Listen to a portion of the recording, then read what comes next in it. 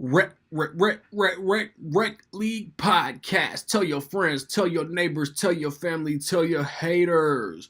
Available on Spotify, Google Podcasts, Breaker, Stitcher, and Radio Public.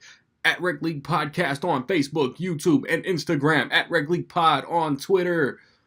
Episode 10 available now. Yo, whether you watching this from Facebook, Twitter, click the link in my Instagram or YouTube itself. What up, world?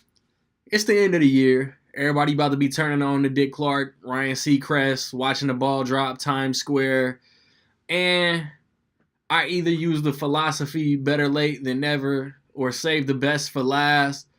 But I'm about to give you guys my 10 favorite movies of 2018. This was a good year for movies. I think the summer was a little weak. You know, we had Avengers, we had Mission Impossible, but overall the summer was a little. I'm gonna give you guys 3 honorable mentions, 3 movies that just barely didn't make it, with a little bit of talk. You know what I mean? All these movies are reviewed on the channel. Go ahead and find them. I'll card a couple, if you will. At honorable mention number 3 or number 13 is Halloween. I really enjoyed the Halloween sequel, reboots, whatever you want to call it. Michael Myers was a badass again. Met his original movie kill total before he even got back to Haddonfield. The detail with the mask and the movement and the tension, it was just all dope, man. I think David Gordon Green directed beautifully. Him and Danny McBride wrote a worthy sequel to the original. And Laurie was a badass. She became Sarah Connor in this movie. Like, it was great. I really liked Halloween. At number 12, honorable mention number 2 is Deadpool 2. Not quite as good as the first one. I still really enjoyed it. Wade Wilson has to go on a new journey, man. Like, he has to kind of find his soul. He finds a reason to fight. He finds some heart. Josh Brolin is very badass as Cable. Zazie Beetz was great as Domino. The jokes are still there. The fourth wall breaking is still there. It's a worthy sequel to the first movie. Whether X-Force or Deadpool 3 or a complete scrapping of everything and somehow Deadpool gets integrated into the MCU, I'm all for it. At number 11, honorable mention number 1, the movie that just barely missed my list, is Ralph Breaks the Internet. I love Wreck-It Ralph. I love that it was like a real-time space in between movies, like Vanellope and Ralph just been chilling and hanging out and just becoming best friends in the video game world. And she wants more. He wants to help her. They have to go to the internet and chaos breaks loose. There are so many jokes. There's so many references. This is one of my all-time favorite Disney sequels.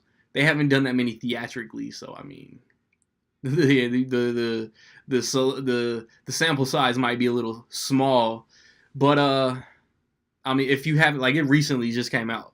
It's like 6 weeks ago. If you haven't seen it, I highly recommend it. At number 10, I'm a little shocked at how low on my list this movie is, because I've been singing its praises ever since it came out. And that is Mission Impossible Fallout. Next level action. Henry Cavill's mustache gets justified. The plot is intense. The action scenes, y'all know Tom Cruise does his own stunts. The action scenes are intense. That bathroom fight, I said it in my review. Go back and watch my Mission Impossible Fallout review. This movie has the best movie bathroom fight scene since True Lies. You get Simon Pegg, Rebecca Ferguson, Ving Rhames all returning. It's just it gets personal for Ethan Hunt, for his teammates. it get like the stakes are high. Sometimes you don't even think the hero is gonna win or survive. That helicopter scene, like I don't want to get into any spoilers, even though this movie's already available on Blu-ray and whatnot. If you're a fan of Mission Impossible, you need to watch this. If you're a Tom Cruise fan, you need to watch this.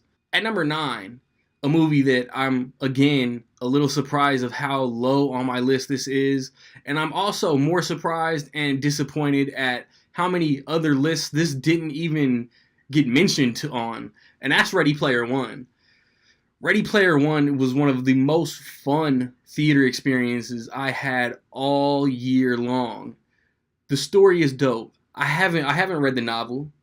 I'm interested in the novel. Ty Sheridan is great as the lead. What's her Olivia Cook? I think is his love interest. Lena Waithe is great as like his good friend. Ben Mendelsohn is great as the villain. There are endless pop culture references. Again, like it's a futuristic movie and it has like all these like throwback references. Chucky, Teenage Mutant Ninja Turtles as a couple. Like this in my opinion is Spielberg equivalent to E.T., to Close Encounters, to Hook. Like this is fun, whimsical, childlike adventure Steven Spielberg. At number 8, I got Overlord, the most shocking, surprising entry in my top 10 this year. Like I had heard about it like right after the Cloverfield Paradox because it was rumored that Overlord was going to be like another entry into the Cloverfield universe, but it was zombies and it was World War II, so it just made it sound like so off the wall that you just didn't know what to expect.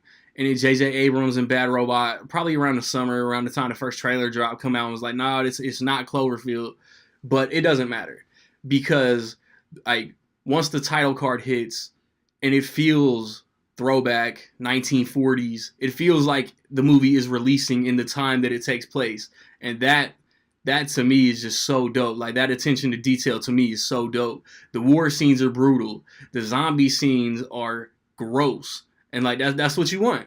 That's exactly what you want. Like it's not a movie to be taken serious, but it's a movie that any zombie fan should love. Like war movie buffs could even like this movie. And like the characters fit the era, and it's just like I just wanted more by the time it was over, man. At number 7, I got A Star Is Born. Not written. It's a remake of a remake of a remake. It's been made like 4 times over. Directed, starring Bradley Cooper, Lady Gaga.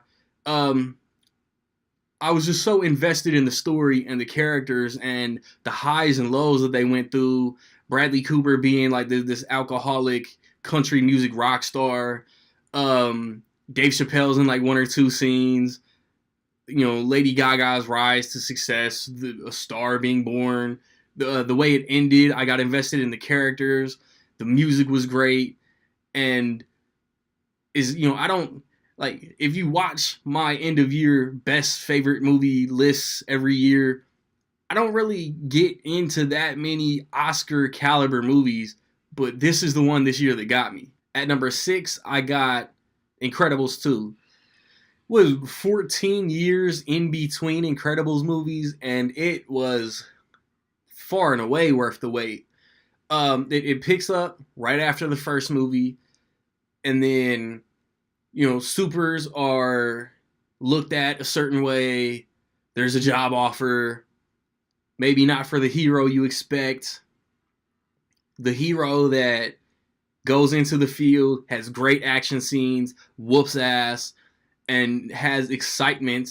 And the hero that stays home has a different type of excitement with a lot of humor. Jack, scene stealer once again. Dope villain. Dope message. I mean, Pixar, like, it's like Disney runs the world. Everybody knows this. Like I fully trust Marvel as far as like casting and story. Like Marvel movies don't worry me anymore. Pixar don't either, man. Pixar is like my favorite animation studio. No matter what they put out, I'm gonna watch it for better or worse.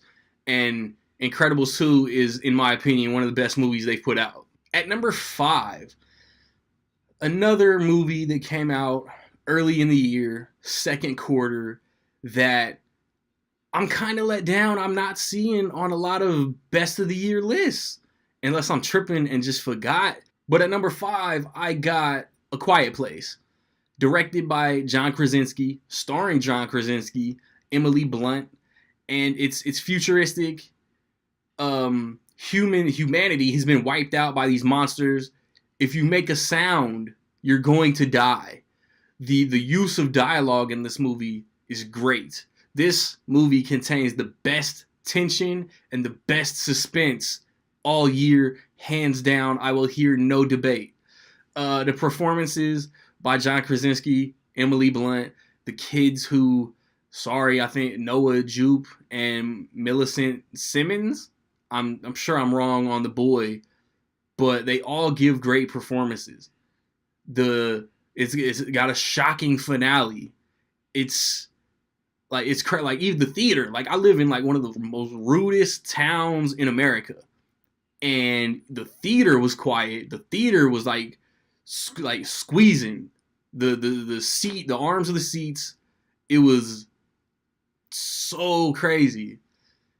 And I really don't want to see a sequel to this movie, but because it made so much money, they're going to. Like, I don't know where you can go with a sequel, but as long as John Krasinski is writing and directing and all of that, like, it's got to be in good hands. At number 4, I got Spider-Man Into the Spider-Verse, and honestly, my 4 through 1, even throw A Quiet Place in there too. Like my 5 through 1 are really interchangeable, but I loved Into the Spider-Verse. I loved that Miles Morales was front and center. I loved that it was his origin story. And I love seeing what it took for him to become the hero that was needed to save the day. Cast chemistry, humor, the look of the animation, the fight scenes. It was all so cool. I would love to see a Spider-Verse, a cinematic Spider-Verse out of Into the Spider-Verse. I want to see a Jake Johnson and Peter Parker cartoon, which I'm sure there are some Disney Inc. that prevents that. I want to see a Gwen Stacy cartoon, a Spider-Ham cartoon, a Spider-Man Noir cartoon. I want to see it all, man. Like the villain was good because like the villain didn't have an evil agenda. They were just going about their agenda in an evil way. There was so many villains that were used, but they didn't clog up any story. Like it was just all so dope. At number 3, I got Creed 2. Again, very dope sequel. Fight choreography, story, all of it was just so dope. Like even like the Drago got a good chunk of the plot revolving around him. Ivan Drago. I forget Lil Drago. I forget what his name was, but he was a beast. They showed him Rex Shop. They showed the fallout of Rocky IV. They showed everything, man. Like the dynamic between Adonis and Rocky, Adonis and Bianca. Like it was all so cool to see how him like becoming a successful boxer affected his world. And like I wouldn't be mad if Creed 3 never comes out, but I would love to see Creed 3. At number 2, I got Black Panther. Again, man, like Ryan Coogler is one of the best young directors working. I wish he would have done Creed 2. Like Warner should have pushed Creed 2 another year so he could have done it. But like it was still one of my favorite movies all year, so it didn't make a difference. But the way that he painted Wakanda, the way that he built up T'Challa, like we got a little sample. Like he came in, Captain America Civil War, stole some scenes in that movie, and then had his own movie and held it down. And some people are saying that maybe he was the villain in his own movie. And Michael B. Jordan was in that too. For a few months this year, Michael B. Jordan was the best Marvel Cinematic Universe villain of all time. Like Killmonger came in, had a slightly agreeable agenda and you rock with him because, I mean, he's not necessarily wrong, but he might be going about it in a wrong way. And then you had Shuri, you had Okoye, you had Lupita Nyong'o. I forgot her name, but like they were dope characters. The fight scenes were dope. Um, and it was just like a little chunk out of like a 20 movie world, but it was its own thing all at the same time. Like Andy Serkis came back. He was like the weak link in this movie to me. I did not like Claw in this movie. I've been saying that for 10 months now. Um, Martin Freeman came back. The post credit scenes just expanded the universe. Oh man, like the highest grossing movie of the year, and it deserved every penny. And that brings me to my number one, my favorite movie of the year. If anybody knows me, you already know what it is, man. My favorite movie all year was Avengers: Infinity War, and after so many movies, it paid off every single thing that I wanted from a movie that brings together every movie before it. Thanos came in, beat the shit out of the Asgardians, had Loki on his last breath, had Thor like just begging. Like Thanos is bar none the best villain in the MCU. The humor was still there. The stones got collected. Thor didn't aim properly, and it sets up for Avengers Endgame in such an epic way. Like I could talk about this movie for hours. From Iron Man to Captain America, Black Widow, Spider-Man, Vision, Black Panther, Ant-Man, daggone Hawkeye. They wasn't even in it. But it gets explained. Like everything gets explained. Everything you wanted to happen, like got paid off. Like I don't think like nothing about this movie disappointed me. Even the post credit scene, like it was just all so cool. Like this is one of the coolest movies I've ever seen, and it just elevates my anticipation for Endgame that much more, man. What were some of your favorite movies this year? If if you like a little bit more snobbery in your movies, if you like the Wes Anderson type of snobbery, if you like all the Oscar contenders, like just let me know, man. Drop a comment, man. If you like to have fun at the movies, it don't matter. Like your list is your list. Like everybody got opinions. Everybody's opinions are different. So whatever you like, drop a comment, man. My 3 favorite movies of the fourth quarter of the year was recently posted. I have my most anticipated movies of next year on the way. I have a complete Blu-ray collection update on the way. I recently reviewed Aquaman, Holmes and Watson, Into the Spider-Verse, The Mule. I think I'm gonna watch Escape Room, and then The Upside will be like my first 2 reviews to start off the year. Like, subscribe, comment. Find me where you find me, man. Don't know where to find me. Watch these credits. Peace.